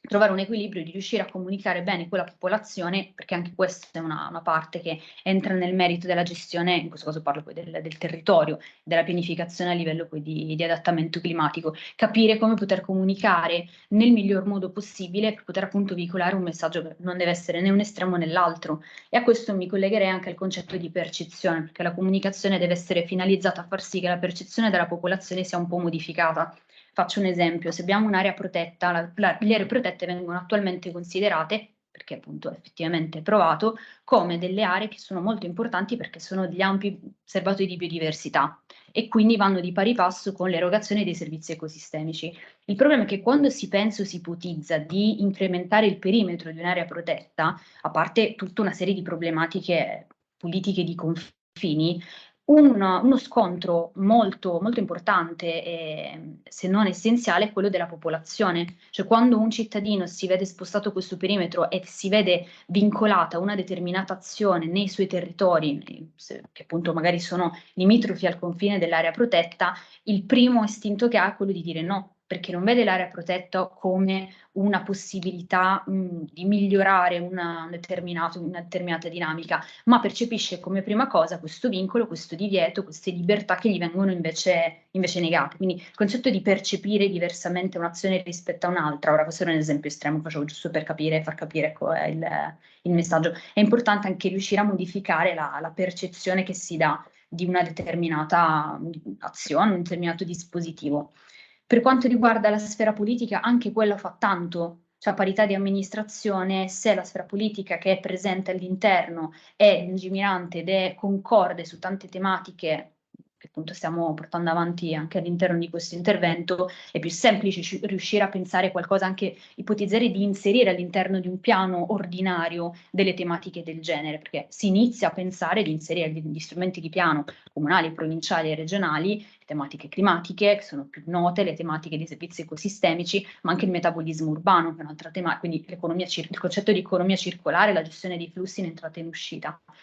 Quando abbiamo qualcuno di fronte che è concorde, o quantomeno è più in linea, è più semplice riuscire anche a ipotizzare qualcosa del genere. Se la politica fa tanto. E invece riguardo ai dati sono d'accordo sull'importanza di avere dei dati, cioè la necessità che abbiamo di possedere dei dati nuovi che prima non pensavamo potessero essere utili all'interno dell'ambito, in questo caso della gestione climatica del settore turismo o dell'ambito della pianificazione. E qui vorrei aprire cioè vorrei mettere in evidenza due aspetti. Da un lato l'importanza di nuove tecnologie, di nuovi approcci, di nuove metodologie per creare dati nuovi. Dall'altro anche la furbizia di riuscire, grazie alla comunicazione tra discipline diverse, di trovare dei dati che esistono già, che vengono usati per altre cose, per altre tematiche, per altre finalità, ma che interpretate in maniera diversa possono essere utili. Per esempio abbiamo portato avanti un progetto dove il focus principale era la mappatura dei flussi di rifiuti all'interno dell'area metropolitana di Venezia e abbiamo collaborato con la municipalizzata che si occupa di quest'area. E questa municipalizzata per il suo lavoro all'interno del suo gestionale ha tantissimi dati utilissimi per poter mappare questi flussi in maniera anche con una certa dovizia di dettagli. Il problema è che rimangono solitamente all'interno dei gestionali dell'azienda perché banalmente non vengono considerati importanti o interessanti, ma vengono utilizzati per uno scopo lavorativo di quell'azienda stessa. Utilizzandoli in questa chiave invece è stato utile e interessante vedere come dei dati che già esistevano, che noi non siamo andati a creare, ma semplicemente a reinterpretare con una chiave, un'ottica diversa, proprio una chiave interpretativa diversa, hanno portato a degli esiti diversi, utili però per la gestione territoriale. Quindi è utile comunque tenere in considerazione dati nuovi, ma dati esistenti con una nuova utilità o funzione. Mi taccio per ora. Grazie. Grazie mille. C'è Pierpaolo Zanchetta che aveva alzato la mano. Sì, grazie, non ho la telecamera, ma insomma, qualcuno mi conosce, quindi sa che sono io.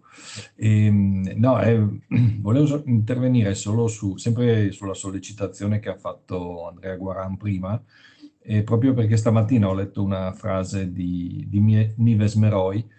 che dice che appunto veniamo spinti ad affrontare il tema del cambiamento climatico sempre solo come consumatori e quindi cambiando il tipo di consumo, ma comunque consumando. Mentre appunto lei dice che forse dovremmo iniziare ad affrontare il tema del cambiamento climatico come cittadini, non come consumatori, quindi uscire un po' anche dalla logica che comunque il consumo non può prescindere dalla soluzione del problema. Invece forse, come dicevate anche voi prima, diciamo, il mantenere sempre e solo certi livelli di consumo è anche una parte del problema. Ecco. Quindi mi sembrava un modo molto efficace di esprimere il problema. Grazie e complimenti. Grazie mille. Matteo, avevi un'altra battuta? Poi c'è Nadia. Sì, perché che senso ha dopo tutto in generale l'idea di creare delle nevi permanenti per via chimica oppure costruire piste sciistiche di plastica? Perché dopo tutto tutte queste cose sono replicabili anche all'interno di zone non montane. Invece proprio la bellezza della montagna sta nel poter stare a contatto con la natura, con la sua neve naturale. Finché la neve viene sparata viene comunque essere simile a quella naturale. Ma che gusto può avere un turista che scia su una neve che non somiglia per niente a quella che trovi in natura e che anzi viene a essere deleteria per l'ambiente stesso? I turisti, se sapessero questo, diserterebbero ancora di più che non se non ci fosse affatto la neve naturale.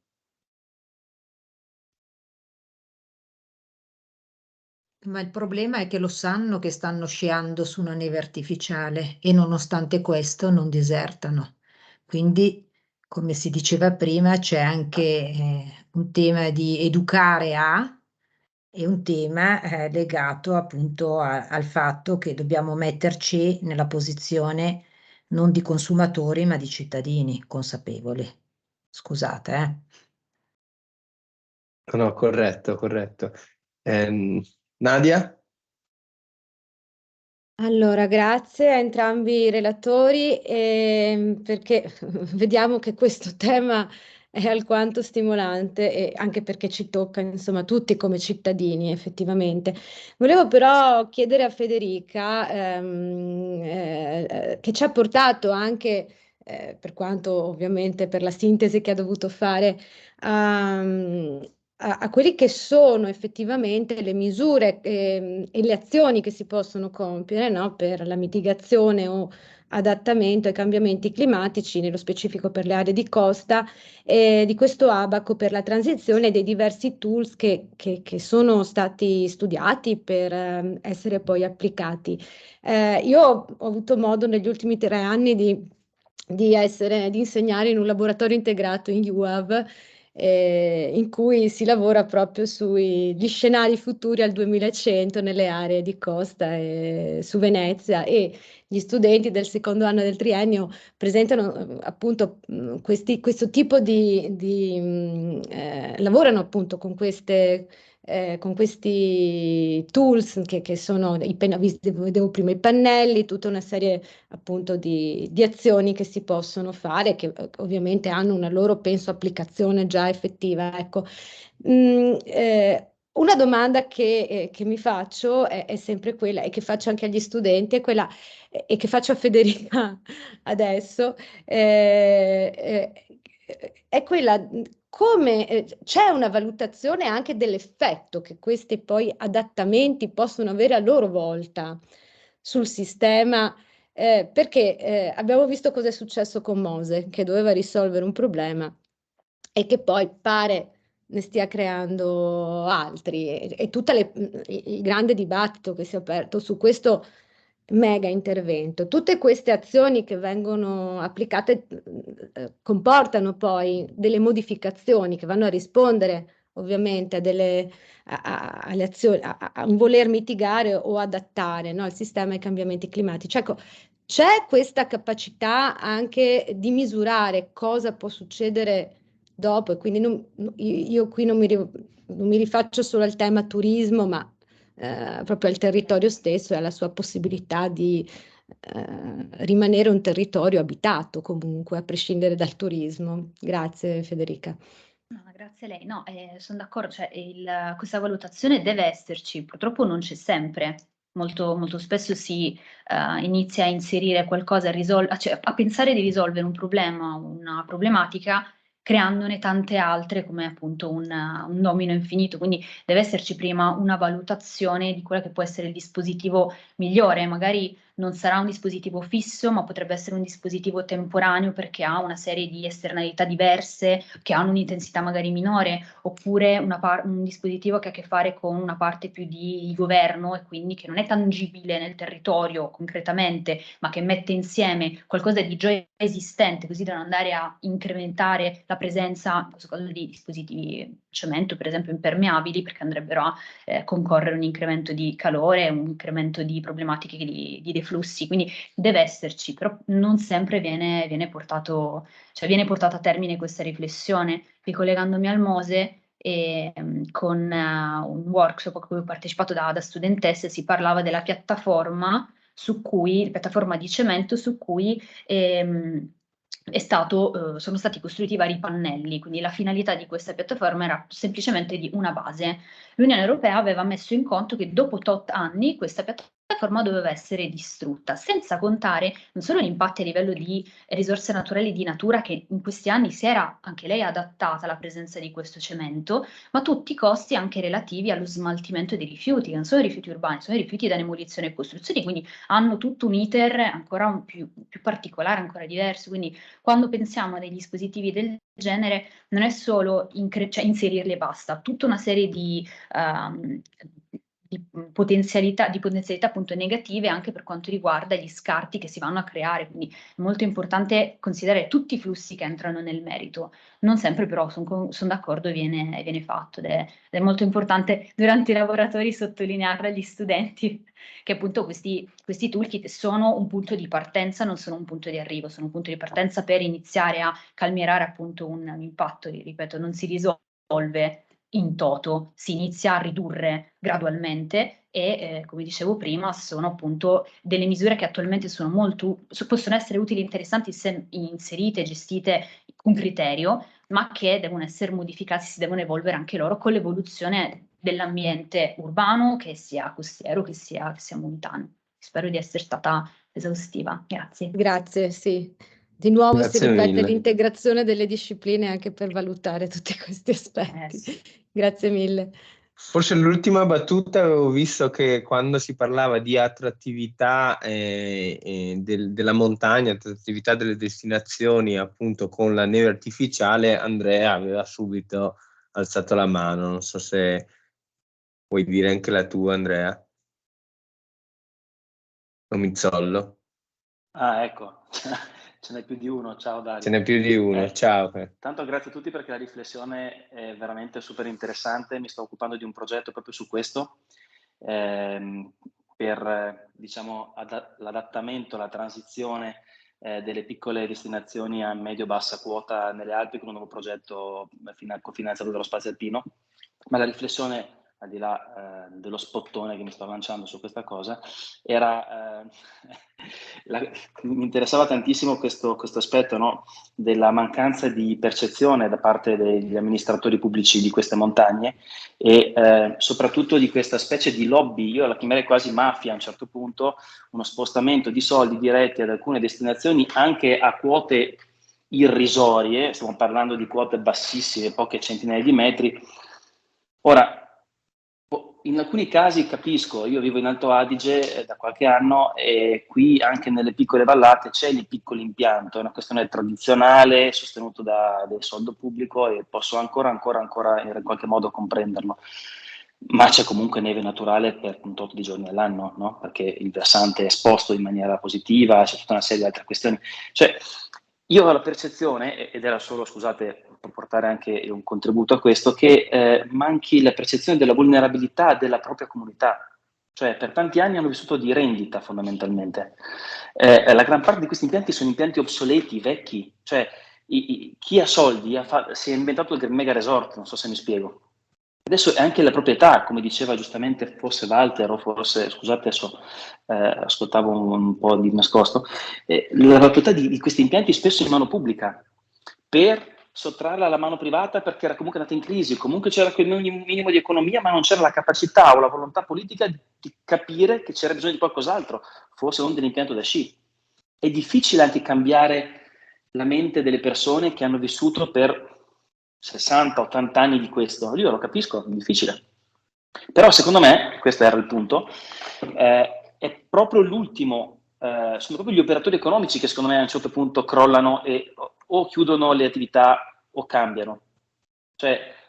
ogni tanto forse chiudere fa bene, non so se mi spiego. L'albergatore che si trova costretto a chiudere, la pandemia un pochettino ha evidenziato anche questi passaggi, chi ha voluto veramente trovare una soluzione l'ha trovata ed è continuato a fare soldi, ha fatto economia. Lì è il cambio di paradigma e anche la volontà del singolo di poter come dire, approcciarsi diversamente alla questione. La mancanza di neve in montagna o al mare, più o meno, abbiamo capito, sta creando grosse difficoltà. L'operatore furbo, l'operatore serio, forse quello più giovane, che è un po' più dinamico, che capisce un po' di più, che accoglie anche qualche dato perché ci lavora un pochino tramite le app, l'internet, eccetera, riesce. Io ho paura anche di quelli che rimangono indietro, l'albergatore un po' più anziano, quello a conduzione familiare che non è così resiliente. L'obiettivo, credo, anche dello studio di Diego è lavorare per rendere queste comunità più resilienti al cambiamento climatico. Dal punto di vista socio-economico, ovviamente, perché quello ambientale non compete neanche a me, io sono pianificatore del territorio, quindi figuratevi, la parte ambientale in parte, ma non tutto. Quindi vi ringrazio perché le riflessioni erano veramente interessanti, ma mi metto purtroppo nella stessa condizione con voi di dover trovare una soluzione.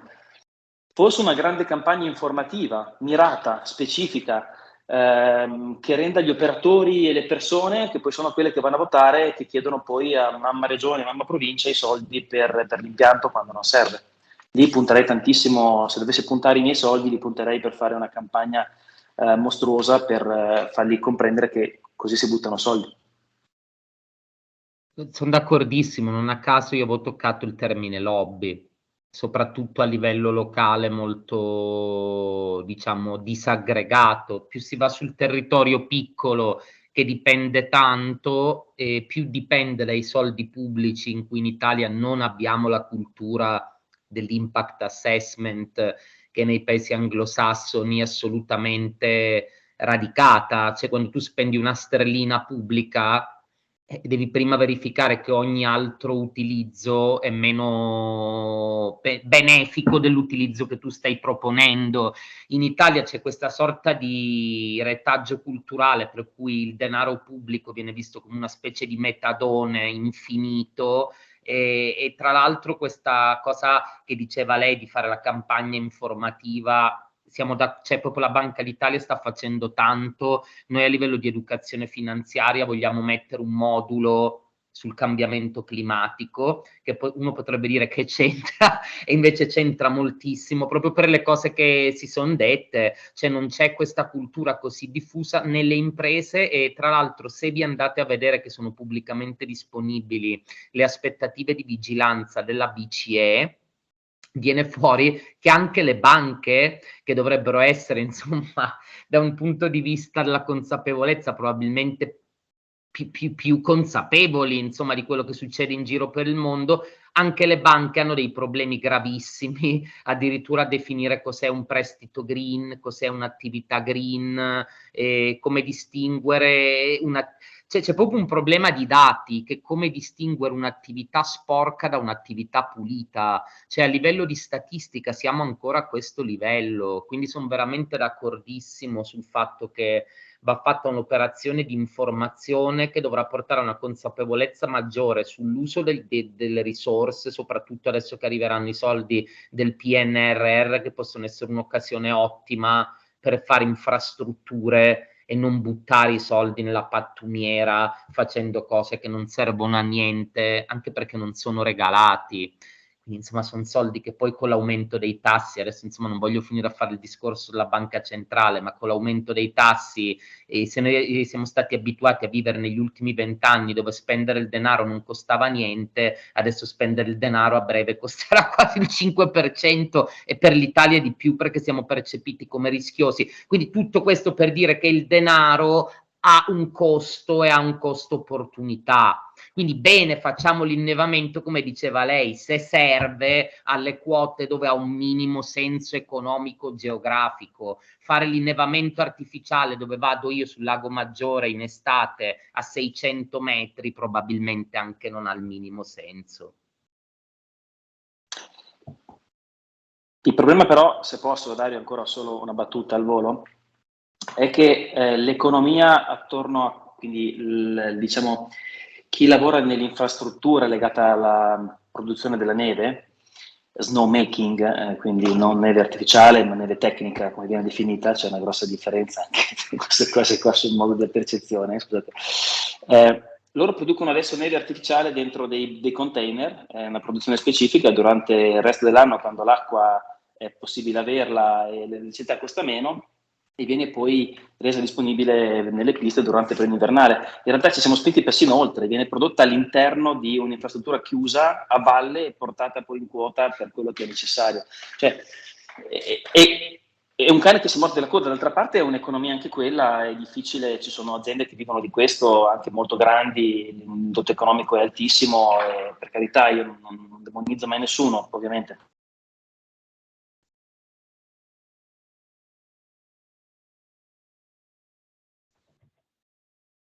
Certo, poi si crea anche il paradosso, sì, è davvero un paradosso, e poi questo comporta anche inquinamento, questo spostamento di neve verso le posti in alto. Non c'è neanche un modo di riciclare l'acqua che è caduta in montagna, però va anche detto che purtroppo la montagna italiana si inaridisce anche sul piano idrico. Già il Trentino Alto Adige è noto come una regione in cui piove poco rispetto alle altre regioni italiane.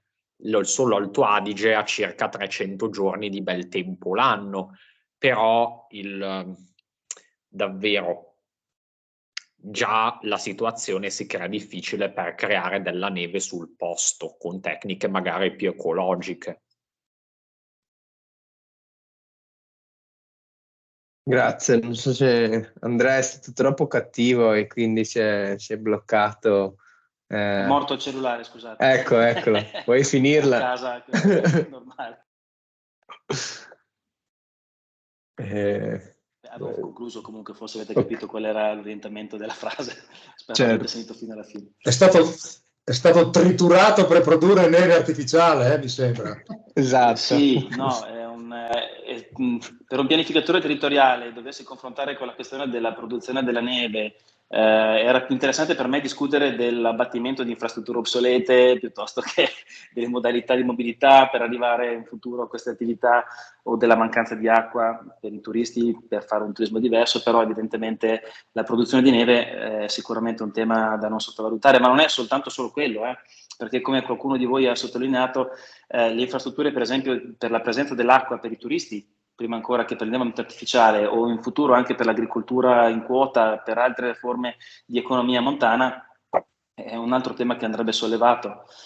Dopodiché c'è il rischio per le infrastrutture di trasporto dell'energia o di produzione dell'energia, per quello della mobilità, chiaramente, perché l'abbandono del territorio porta anche a quello, tutta una serie di altre conseguenze. E una rete di, come Nadia e altri colleghi prima di me hanno sottolineato, un'interfaccia con molti punti, molti fari che si devono accendere assieme, quindi sicuramente stimolante. Quindi volevo ringraziare anche gli organizzatori, perché è un tema super di interesse. Io invece ringrazio voi, ringrazio Diego e Federica per i loro interventi, e tutti i partecipanti per il dibattito e gli ascoltatori. Non so, Andrea, se vuoi chiudere. No, mi sembra ci salutiamo. Che sia stata molto vivace, no? Il tema e anche le diverse, così, lo scambio di opinioni tra diverse persone presenti. Credo che forse non avevamo mai raggiunto un livello di dibattito poi tutto a distanza così ricco ed effervescente, per cui grazie veramente ai relatori e a tutti i presenti. Ma continueremo su questo tema prima di liquefarsi completamente, giusto? Ma parleremo ancora appunto di inverno liquido, per cui proprio di sport invernali in maniera più puntuale, in questo caso con una modalità diversa, con la presentazione di un volume, ma il tema è quello, è sempre con l'idea di suscitare poi confronto e dibattito, per cui arrivederci, diciamo, al 14 aprile con la moderazione del professor Pascolini.